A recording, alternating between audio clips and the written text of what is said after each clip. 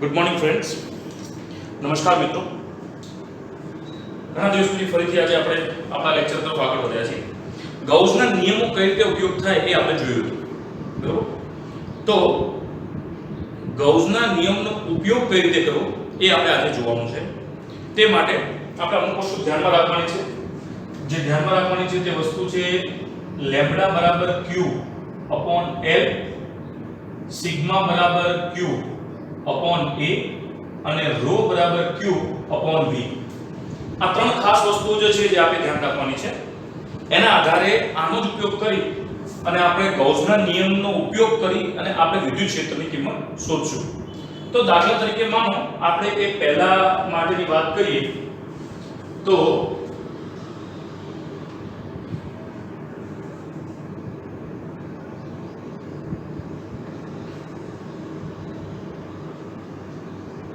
લાંબો વાયર લેવાનું છે, વીજભારિત. લાંબો વાયર વીજભારિત એટલે માનો કે અનંત અંતર સુધીનો લાંબો વાયર હોય, અનંત અંતર સુધીનો લાંબો વાયર એટલે દાખલા તરીકે માનો કે આ કોઈ પણ એક વાયર છે જે અનંત અંતર સુધી લાંબો છે, અહીંયાથી પણ અને અહીંયાથી, અને આની અંદર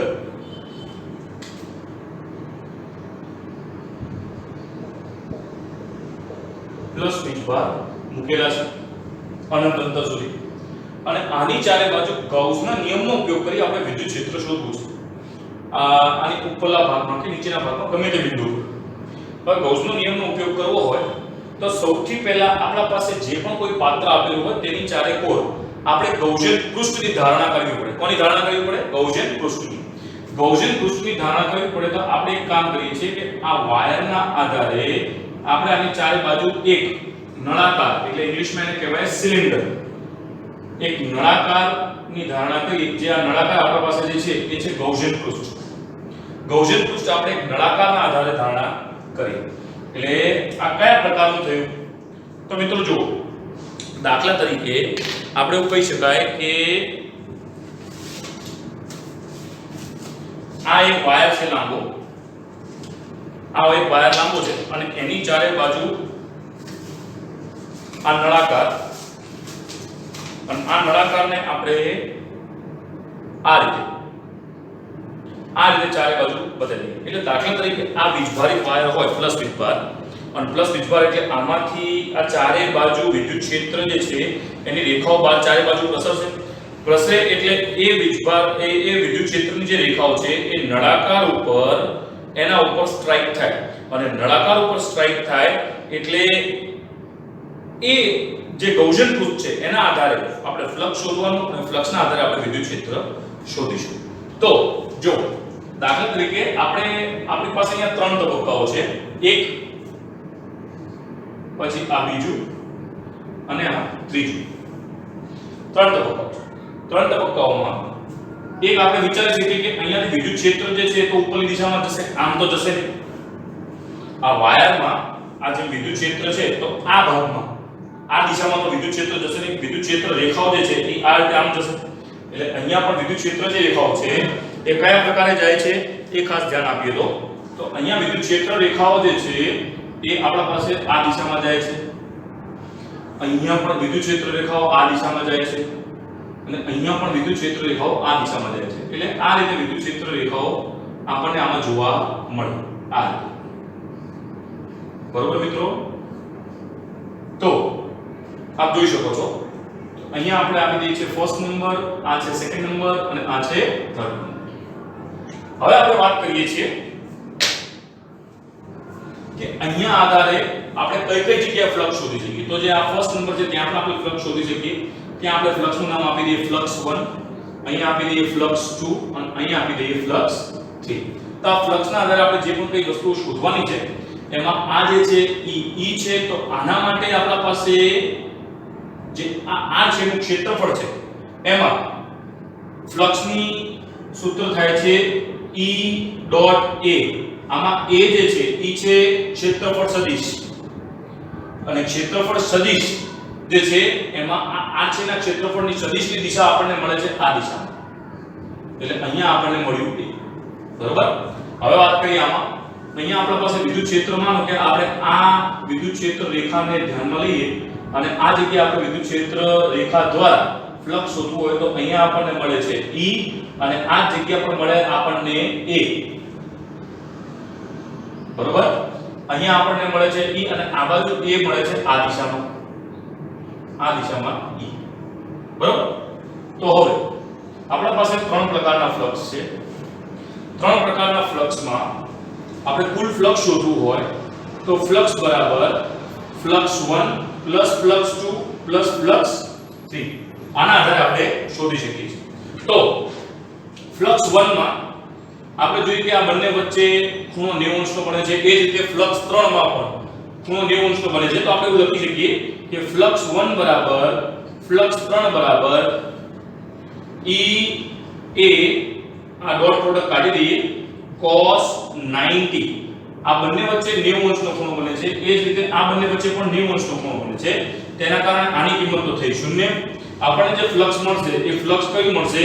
ફ્લક્સ 2 બરાબર ફ્લક્સ બરાબર E A cos 0. હવે અહીંયા આપણે જે A ની વાત કરીએ છીએ એ A ની કિંમત થશે. તો દાખલા તરીકે આપણે માનો કે આનું અંતર છે r અને આની લંબાઈ છે l. અંતર r અને લંબાઈ l મુજબ આપેલી છે. તો આનું ક્ષેત્રફળ થશે 2 pi r l. આનું ક્ષેત્રફળ શું થશે?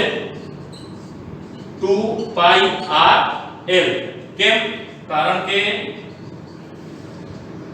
નળાકારનું ક્ષેત્રફળ શું થાય? 2 pi r l. નળાકારનું ક્ષેત્રફળ કઈ રીતે આપણે મળ્યું? દાખલા તરીકે આપણી પાસે એક જ રિંગ હોય, આ એક જ રિંગ એટલે એક જ આર્સનું ક્ષેત્રફળ તો એનું શું થાય? ક્ષેત્રફળ pi r સ્ક્વેર. એ જ રીતે આપણે આની જે ચારે બાજુની વાત કરી છે એમાં 2 pi r થાય અને લંબાઈ કેટલી? 2 l. એટલે એના આધારે આપણા પાસે નળાકારનું ક્ષેત્રફળ મળે છે 2 pi r l.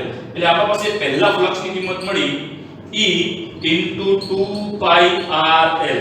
આ થયો આપણા પાસે ફ્લક્સ નંબર 1. હવે બીજું ફ્લક્સ આપણે જે શોધવાનું છે એ ગૌસિયનના નિયમના આધારે આપણે શોધ્યું હતું, જેમાં એના સૂત્રની કિંમત હતી ફ્લક્સ બરાબર q / એપ્સિલોન નોટ. આ છે ફ્લક્સ નંબર 2. તો સમીકરણ 1 અને સમીકરણ 2 ની સરખામણી કરતા તો ફ્લક્સ બરાબર q / એપ્સિલોન નોટ બરાબર E * 2 pi r l. બરોબર છે? હવે આ બંનેની સરખામણી કરીએ તો આમાં E ને કરતા બનાવીએ. E ને કરતા બનાવીએ છે તો અહીંયા આપણા પાસે શું મળે છે કિંમત? q / 2 pi r l epsilon naught. આ એક આપણા પાસે આ વિદ્યુત ક્ષેત્રની કિંમત. અહીંયા આપણા પાસે આ લંબાઈ માટે લાંબો વાયર છે એટલે રેખીય વીજભાર ઘનતાનો ઉપયોગ કરશું. રેખીય વીજભાર ઘનતાનો ઘટક છે આપણા પાસે લેમ્ડા. અહીંયા આપણે q ને કરતા બનાવીએ તો લેમ્ડા * l. શું થાય? Lambda * l. તો લેમ્ડા * l ની કિંમત મૂકતા E બરાબર lambda * l / 2 pi r l epsilon naught. l cancel. તો આપણા પાસે મુખ્ય જે સૂત્ર આના માટે જે બને છે એ બને છે E બરાબર lambda / 2 pi r epsilon naught. આ થયું વિદ્યુત ક્ષેત્રનું સૂત્ર. શેના માટે? લાંબો અનંત વાયર આપેલો હોય અને કોઈક આ P બિંદુ પર આપણે વિદ્યુત ક્ષેત્ર શોધવું હોય તો આપણે આ મેથડ દ્વારા ગૌસિયન ના નિયમ દ્વારા આપણે શોધી શકીએ છીએ. ગૌસનો નિયમ જે છે એમાં ખાસ યાદ રાખવાવાળી બે જ વસ્તુઓ. તમારે બે પ્રકારના ફ્લક્સ શોધવાના અને બે પ્રકારના ફ્લક્સ શોધીને આપણે સરખામણી કરી દેવાની. સરખામણી કર્યા બાદ આપણે વિદ્યુત ક્ષેત્રની કિંમતને કરતાની કિંમત આપણે શોધી શકીએ છીએ. બીજી એક વસ્તુ આની અંદર હંમેશા યાદ રાખવાનું કે આ જે a ની કિંમત છે આ a એ હંમેશા ગાઉસિયન પૃષ્ઠનું ક્ષેત્રફળ હશે. આ હંમેશા યાદ રાખવાનું. મિત્રો આપ હંમેશા ભૂલ કરો છો કે a ની કિંમત હંમેશા ગાઉસિયન પૃષ્ઠની જ હોય. આ a માં E a આની અંદર a ની કિંમત હંમેશા ગાઉસિયન પૃષ્ઠની કિંમત હશે. બરોબર છે? તો આ નોટ ડાઉન કરી શકો છો પોઝ કરીને. ત્યારબાદ આપણી પાસે બીજી એક વસ્તુ આવે છે તે જેમ આપણે અહીંયા રેખીય માટે જોયું એમ એવી આપણા પાસે છે સમતલ માટે. જે રીતે આપણા પાસે લાંબો વાયર હતો એ જ રીતે માનો કે આપણા પાસે કોઈ એક એ પ્રકારનું ક્ષેત્રફળ આપેલું હોય. હું આપને બંને બુક્સના દ્વારા કઈ રીતે આપણે ગૌસિયન પૃષ્ઠ લઈ શકીએ એ તમને બતાવીશ. એ બંને આકૃતિનો આપણે ઉપયોગ કરીશું. તો મિત્રો સીબીએસઈ ના સિલેબસના આધારે આપણા પાસે અહીંયા એક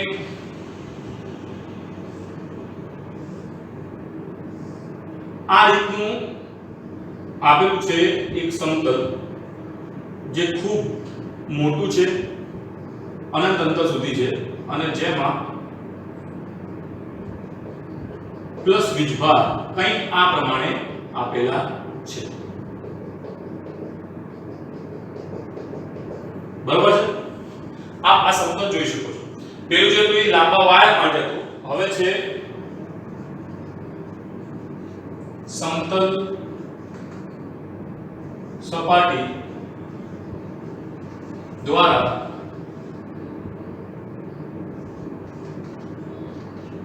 ગૌસના નિયમનો ઉપયોગ કરી વિદ્યુત ક્ષેત્ર શોધો.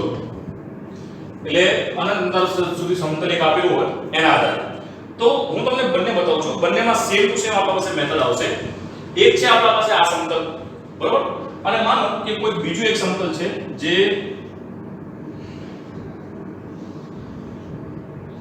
કંઈક આ પ્રકારે છે, આડું સમતલ. તો સમતલ કહેવાય મિત્રો. ચાહે આ પ્લેન xy એક્સિસ ના આધારે લો અથવા તો કોઈ એક પત્તું લઈ લો કે જે આડું છે અને એ સમતલ પર વીજભાર મૂકેલા છે. સૌપ્રથમ આપણું ફર્સ્ટ નિયમ શું કહે છે આપણે કે સૌથી પહેલા ગાઉસિયન પૃષ્ઠ વિચારવાનું કે ગાઉસિયન પૃષ્ઠ કયું છે. બરોબર? તો ગાઉસિયન પૃષ્ઠ. તો ચલો આપણે આમાં ગાઉસિયન પૃષ્ઠ વિચારીએ. આમાં પણ વિચારશું, આમાં પણ વિચારશું. આપ ચાહો તો એ પ્રકારે સેમ વિચારી શકો છો, પણ બંને બીજું પણ વિચારી શકીએ છીએ. તો જુઓ, આની અંદર જે આપણી પાસે ગાઉસિયન પૃષ્ઠની વાત કરીએ છીએ એ કયા પ્રકારની છે તો એ જોઈએ. ચલો તો માનો કે આમાં આ જે પ્રકારે આપણને સમતલ આપેલું છે એ જ પ્રકારે સેમ ટુ સેમ હું એક સમતલ આ જગ્યાએ વિચારું છું.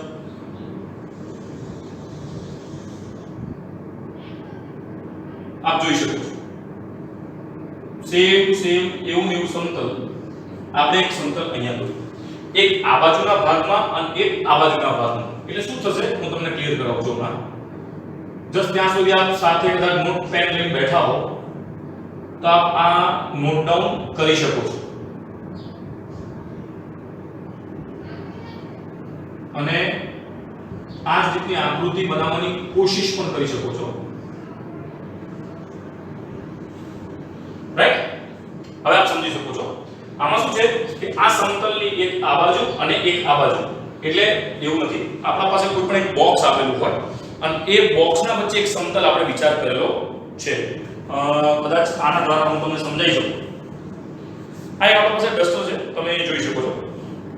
માનો કે અહીંયા વચ્ચે જે આ ભાગ છે, હા,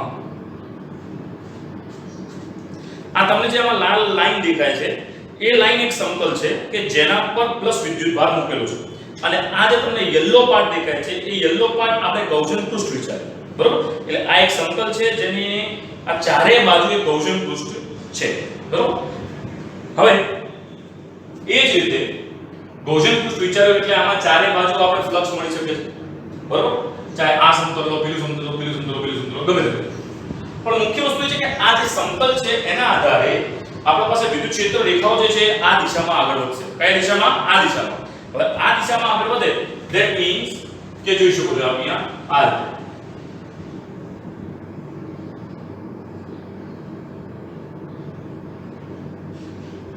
એક આ દિશામાં હશે અને એ જ રીતે એ વિદ્યુત ક્ષેત્ર રેખાઓ જે છે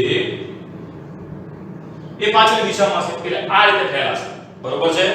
તો આપણા પાસે આ ભાગ પર જે પણ કોઈ ફ્લક્સ મળશે એની કિંમત 0 મળશે. એનું મુખ્ય કારણ કે જો અહીંયાથી આ દિશામાં જાય છે, આ દિશામાં જાય છે, તો આ ભાગ જે છે, આ ભાગ અને આ ભાગ એ બંને વચ્ચે 90 અંશનો ખૂણો બનશે. આપ જોઈ શકો છો, કારણ કે આ જે સમતલ છે એ સમતલનું ક્ષેત્રફળ સદિશ જે થશે એ આ રીતે થશે અને આપણા પાસે વિદ્યુત ક્ષેત્ર રેખાઓ જે છે એ આ રીતે છે. તો આ બંને વચ્ચે ખૂણો કેટલો થયો? 90 અંશનો. બરાબર. હવે આ ભાગની વાત કરીએ. આ ભાગમાં વિદ્યુત ક્ષેત્ર રેખા આ દિશામાં અને ક્ષેત્રફળ સદિશની દિશા પણ આ દિશામાં. એટલે આ દિશામાં આપણા પાસે ફ્લક્સની કિંમત કંઈક ને કંઈક પોઝિટિવમાં મળશે. એ જ રીતે આપણે આને વિરુદ્ધ કરી દઈએ તો આપણા પાસે આ દિશામાં જે છે એ ક્ષેત્રફળ મળે છે, વિદ્યુત ક્ષેત્ર રેખાઓ મળે છે અને ક્ષેત્રફળ સદિશની દિશા પણ આ દિશામાં છે. એટલે આપણા પાસે અહીંયા જોવા જઈએ તો બંને દિશાઓમાં આપણા પાસે ફ્લક્સની કિંમત કંઈક ને કંઈક મળે છે. તો એ ધ્યાનમાં આપીએ. તો પહેલા આપણા પાસે જે અહીંયા મળે છે એ એક આ બાજુ મળે છે. તો અહીંયા E અને D. બરોબર. એ જ રીતે આપણે આ બાજુ જોઈએ તો અહીંયા પણ E અને D. આ બંને વચ્ચે ખૂણો જે છે 90 અંશનો છે, 0 ડિગ્રી છે અને આ બાજુના ભાગમાં જે પણ કોઈ છે એની કિંમત આપણને 0 મળશે. કોની? ફ્લક્સની કિંમત. તો હવે આપણે ટોટલ ફ્લક્સની જે પણ કોઈ વાત કરી રહ્યા છીએ એ ટોટલ ફ્લક્સની વાત, ટોટલ ફ્લક્સ જે આપણને મળશે, માનો કે આને આપણે નંબર 1 આપી દઈએ, આને આપણે નંબર 2 આપી દઈએ, તો ફ્લક્સ 1 પ્લસ ફ્લક્સ 2 આ બંનેની કિંમત એક જેવી થશે. કારણ E ની દિશા પણ આ બાજુ, D ની દિશા પણ આ બાજુ, E ની દિશા પણ આ બાજુ, D ની દિશા પણ આ બાજુ. તો એના આધારે આપણે ડાયરેક્ટ લખી શકીએ છીએ કે 2 5. શું લખી શકીએ? 2 5. phi ની કિંમત લખીએ તો E a cos theta, એમાં 2 into E a cos theta. Theta ની કિંમત કેટલી મિત્રો? 0. તો 2 into E a. આ મળી આપણા પાસે ફ્લક્સની કિંમત. બરાબર? સમજાય છે મિત્રો? યસ. આ 2EA આપણને કિંમત મળી આપણા પાસે ફ્લક્સની કિંમત. હવે આપણે A ની વાત કરીએ. તો આની અંદર કદાચ આપણે ક્ષેત્રફળની વાત કરીએ તો આમાં ક્ષેત્રફળ આપ ડાયરેક્ટ એવું લઈ શકો છો કે આ શું કહેવાય? A into L, L square, R into R, R square. હવે અહીંયા R square લેશો તો છેલ્લે પણ આપણા પાસે શું કિંમત લેવાની થશે એના આધારે આપણે હાલ A રાખી છે. હું તમને આનો જવાબ આવે એટલે તમને સમજાવું કે આમાં કેમ આપણે A લીધું. રાઈટ? આ ફ્લક્સની કિંમત મળી. હવે સરખામણી કરવા માટે આપણે જે ફ્લક્સની કિંમતનો ઉપયોગ કરવાનો છે એ છે ફ્લક્સ બરાબર Q upon epsilon naught. હવે આ એક સમતલ માપેની વાત છે તો પૃષ્ઠ ઘનતાની વાત કરીએ. પૃષ્ઠ ઘનતા માટે આપણે સૌને ખબર છે સિગ્મા બરાબર Q upon A. બરાબર? સિગ્મા બરાબર Q upon A. તો આમાં આ ભાગ છે તો આનો એરિયા અને આનો એરિયા સરખો હોવાના કારણે આપણે ડાયરેક્ટ A લઈ શકીએ છીએ. અને તમારે ના લેવો હોય એની કિંમત પ્રોપરલી મૂકવી હોય તો પણ આપણે તમને મૂકીને બતાવશું. તો જુઓ આપણે વાત કરી ફ્લક્સની. ફ્લક્સ બરાબર Q તો Q upon epsilon naught. આ છે સમીકરણ નંબર 1, આ છે સમીકરણ નંબર 2.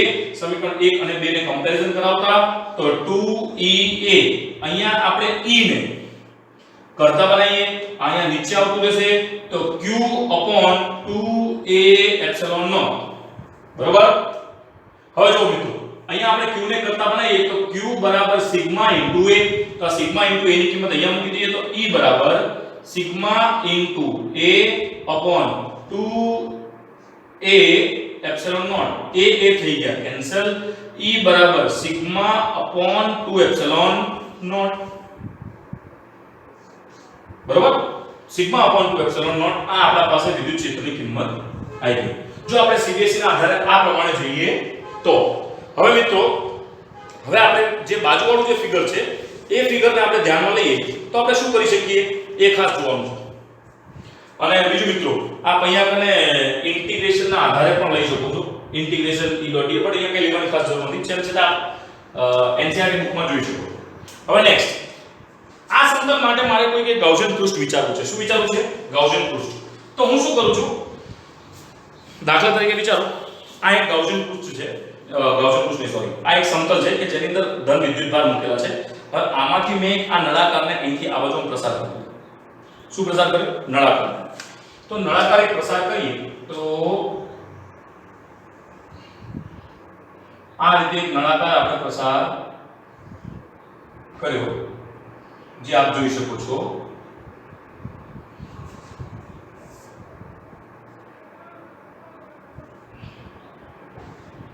આ છે આપણા પાસે નળાકાર.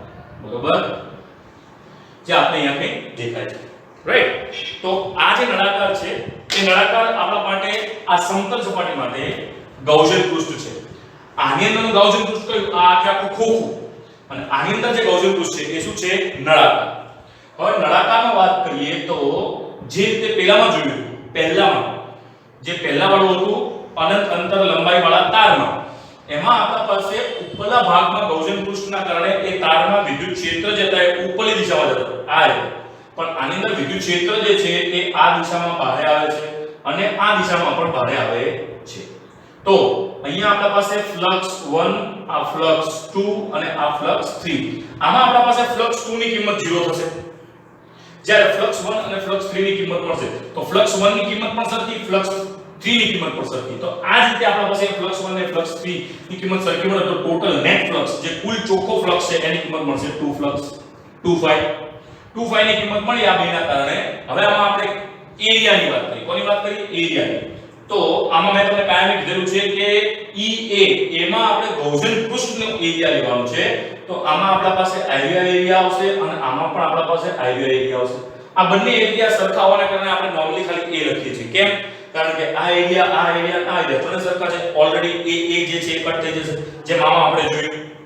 તમે આની અંદર આપણે A ની કિંમત ચલો માનો કે L L² લઈએ. બરોબર છે?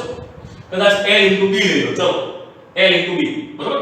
ત્યારબાદ આપણે અહીંયા Q ની કિંમત સિગ્મા * A મૂકવા જઈએ તો આમાં પણ A ની કિંમત તો આના આધારે જ આવશે ને, જે આપણા પાસે સમતલ આપેલું છે. અને એ સમતલના આધારે આપણા પાસે એરિયા આવે તો એ એરિયા અને આ એરિયા ઓલરેડી સેમ છે, બંને સમાન છે એટલે કેન્સલ આઉટ થઈ જશે. એ જ રીતે આમાં થાય. તો આ જે સોલ્યુશન છે આના માટે પણ આપ વિચારી શકો છો. બસ એક જ વસ્તુ ધ્યાન રાખવાની છે કે બંને બાજુ આપણા પાસે એરિયા સરખો છે. આમાં આપણે નળાકાર લઈએ છીએ જ્યારે આની અંદર આપણે એક પ્રકારનું ખોખું લઈએ છીએ. તો આ હતા ગૌસિયન પૃષ્ઠની સપાટી દ્વારા ગૌસનો નિયમનો ઉપયોગ કરી E ની કિંમતની શોધ કરી છે, જેમાં આપણે આ બેનો ઉપયોગ કર્યો છે. તો આપણે સમતલમાં ગૌસના નિયમ પ્રમાણે જોયું.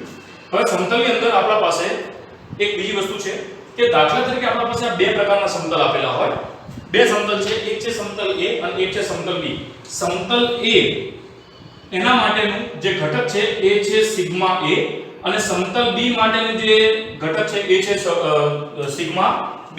આ બંને સમતલના સિગ્મા A અને સિગ્મા B. સિગ્મા શું છે?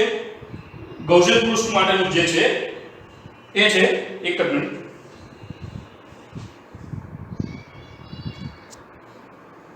ગૌસિયન પૃષ્ઠ માટે સિગ્મા A અને સિગ્મા B. આ સિગ્મા A જે છે એ પૃષ્ઠ વિદ્યુતભાર વિતરણ જે છે એના માટેનું છે. તો આ A માટે છે, આ B માટે છે. હવે દાખલા તરીકે આ સમતલ કયા પ્રકારે છે જો હું તમને બતાવું તો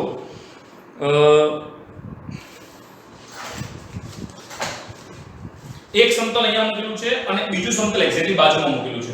હવે ત્રણ બિંદુ છે, એક બિંદુ અહીંયા અને આ બાજુ. આ ત્રણ બિંદુ આપેલા હોય. હવે ઓબ્વિયસ વસ્તુ છે કે આ બંને સમતલના કારણે વિદ્યુત ક્ષેત્ર જે છે એ સામે આવશે નહીં. તો પણ એના કારણે આપણે વિદ્યુત ક્ષેત્રની કિંમત શોધવી હોય તો આના કારણે શું શોધી શકીએ? હવે ઓબ્વિયસલી આપણને ખબર છે કે વિદ્યુત ક્ષેત્ર એટલે સમતલ માટે σ/2ε0 થાય. હવે જો EA ની વાત કરીએ તો EA માટે વિદ્યુત ક્ષેત્ર થાય છે σ/2ε0. EB સમતલ B માટે તો એનું થાય છે σb/2ε0.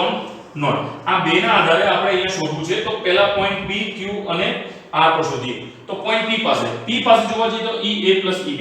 હવે દાખલા તરીકે તમે એક જ વસ્તુ માનો કે આને આપણે ઓરિજિન માનીએ તો આ બંને બાજુ વિદ્યુત ક્ષેત્ર આપણને જે પણ મળે છે EA અને EB દ્વારા એ સમેશન મળે છે, ટોટલ મળે છે, એનું સરવાળો મળે છે. પણ આનાથી નેગેટિવ ડાયરેક્શનમાં મળે છે, ઋણ દિશામાં મળે છે. એટલે અહીંયા ઋણ દિશા EA + EB. એમાં આપણે EA અને EB આ બંનેનો સરવાળો કરશું તો એમાં 2/ε0 જે છે એ કોમન બહાર આવતું રહેશે, માઈનસ તો માઈનસ, તો સિગ્મા A + સિગ્મા B. ત્યારબાદ આપણે Q ની વાત કરીએ. Q પાસે EQ = EA - EB. આ સમતલ માટે ઓરિજિન થી એક આ બાજુ એક આ દિશામાં જાય છે તો બંને વચ્ચે માઈનસ થશે. માઈનસ ત્યારબાદ નેક્સ્ટ આપણે આના માટે જોઈએ EA + BB. તો આ માટે આપણા પાસે આવે છે EA + BB. એ બંને ઓરિજિનની બાજુ છે તો /2ε0 સિગ્મા A + સિગ્મા B. હવે સમતલ માટેના આપણે એક ગ્રાફ વિચારીએ. દાખલા તરીકે વિદ્યુત ક્ષેત્ર અને R વચ્ચેનો ગ્રાફ વિચારવો હોય તો તો સિગ્મા અપોન 2 એપ્સિલોન નોટ મળે અને એ જે ગ્રાફ આપણને મળે છે એ એકદમ સુરેખ પદ પર મળે છે x એક્સિસ થી, એટલે છેક સુધી ઘણા અંતર સુધી આપણા પાસે જે વિદ્યુત ક્ષેત્રની કિંમત મળશે કેટલી મળશે સિગ્મા અપોન 2 એપ્સિલોન જેટલી કિંમત મળશે. સિગ્માની કિંમત તમારે મૂકવી હોય તો સિગ્માની કિંમત તમે 2q upon 2a epsilon not મૂકી શકો છો. બરોબર. હવે એક બીજી વસ્તુ કહું, દાખલા તરીકે આ તો આપણા પાસે આ રીતનું સમતલ હતું, માનો કે આવું સમતલ હોય જેનું રેડિયસ r છે, એટલે એક સર્ક્યુલર પાર્ટ હોય. બરોબર. કોઈ પણ સર્ક્યુલર પાર્ટ હોય જેનું રેડિયસ r છે તો એમાં આપણે ક્ષેત્રફળ એનું મૂકીએ તો પાઈ r સ્ક્વેર થાય. તો અહીંયા શું થાય 4 પાઈ r સ્ક્વેર એપ્સિલોન નોટ. તો આ પ્રકારે આપણા પાસે આનું વિદ્યુત ક્ષેત્ર થશે. બરોબર. તો અહીંયા સુધી આપણે રાખીએ છીએ ગૌસના નિયમના બે એપ્લિકેશન્સ બતાવ્યા. બીજા બે એપ્લિકેશન બાકી છે. આ નેક્સ્ટ લેક્ચરમાં આપણે નળાકાર નહીં, એક પોલા ગોળા અને નક્કર ગોળા વિશેની આપણે વાત કરીશું. અસ્તુ, થેન્ક યુ. અને ખાસ કરીને આપ નોટ્સ તો બનાવતા જશો એવી આશા સાથે